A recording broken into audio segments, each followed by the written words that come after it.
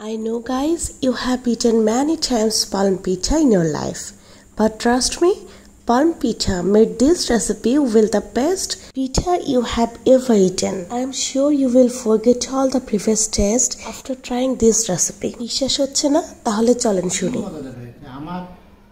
আমার খাওয়া একেবারে বেস্ট তালের পিঠা। অনেক লেকচার দিয়েছি, এখন চলেন মূল রেসিপিতে যাই। তো এই তালের পিঠা তৈরি করার জন্য আমাদের প্রথমেই প্রয়োজন হচ্ছে তাল। তাল এইরকম একটু কালো টাইপের হলে আমি শুনেছি বা আমি দেখেছিও যে তালটা মিষ্টি হয়। লাল টাইপের যে তালগুলো থাকে সেগুলো অনেক সময় তিতা হলেও হতে পারে, সব সময়ই যে হয় সেটা কথা না। আচ্ছা, এখন তালের উপরের যে খোসাটা থাকে সেটা প্রথমে ছিলে নিয়েছি। এরপর এই যে তালের যে মাঝখানের যে আটিটা আছে এগুলো কিন্তু এখন মোটামুটি একটু শক্ত টাইপের আছে। এগুলো ঘষলে তালের যে পাল্প আছে সেটা বের করতে খুব ঝামেলা হয়ে যায়, তাই অল্প অল্প করে একটু পানি দিয়ে আমি নরম করে নিচ্ছি। যখন দেখবেন এরকম টাইপের হয়ে এসেছে, এই পর্যায়ে এখন একটা স্টিলের চালনির উপরে রেখে এই তালের পাল্পটাকে বের করে নিতে হবে। কাজটা কিভাবে করছি সেটা নিশ্চয়ই এতক্ষণে আপনারা বুঝে গিয়েছেন। দেখেন, স্ট্রেনার থেকে নিচের দিক থেকে তালের রসগুলো পড়ছে, আর স্ট্রেনারে এভাবে ঘষলে এই যে তালের যে আঁশ থাকে সেটা কিন্তু আর নিচের দিকে পড়ে যায় না। তালের যে পাল্পটা থাকে সেটা খুব স্মুথ হয়। এখন কতটুকু হলো একটা পারফেক্ট মেজারমেন্ট আপনাদের সাথে দেওয়ার জন্য আমি একটা মেজারমেন্ট কাপে মেপে নিয়েছি। 2 কাপ নিয়েছি তালের গোলা, মানে তালের পাল্প। এটা হচ্ছে সাদা তিল 1 চা চামচ দিয়েছি, আর দিচ্ছি গুঁড়া দুধ। এখানে আছে 3/4 কাপ, মানে প্রত্যেক কাপ তালের গোলার জন্য 1/3 কাপ করে লাগছে গুঁড়া দুধ, এটা দিতেই হবে।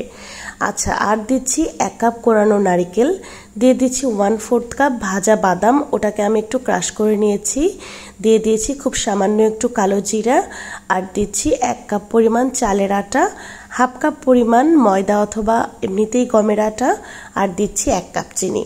মেজারমেন্ট কতটুকু কি দিয়েছি সেটা আমি ডেসক্রিপশন বক্সে দিয়ে দিব, চাইলে চেক করে নিতে পারবেন। গোলাটা ঠিক এইরকম হবে, মানে পিঠার যে আমরা গোলা তৈরি করেছি বা ব্যাটার তৈরি করেছি ঠিক এতটা নরম হবে।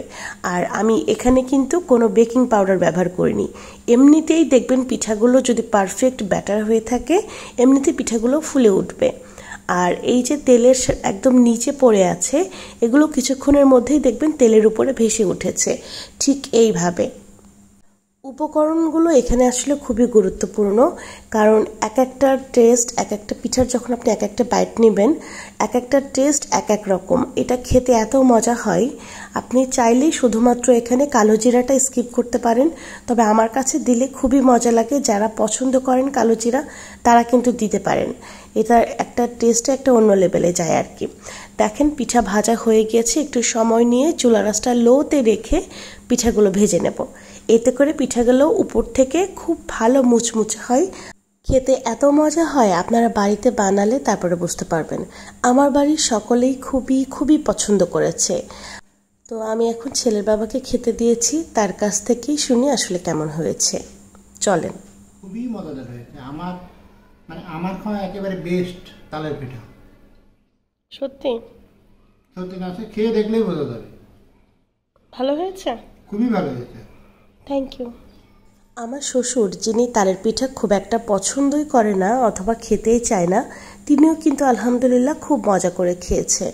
তো যাই হোক, এই ছিল আমার আজকের আয়োজন আপনাদের জন্য।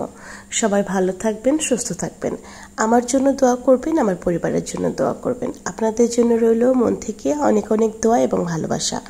সবাই ভালো থাকবেন। আল্লাহ হাফেজ।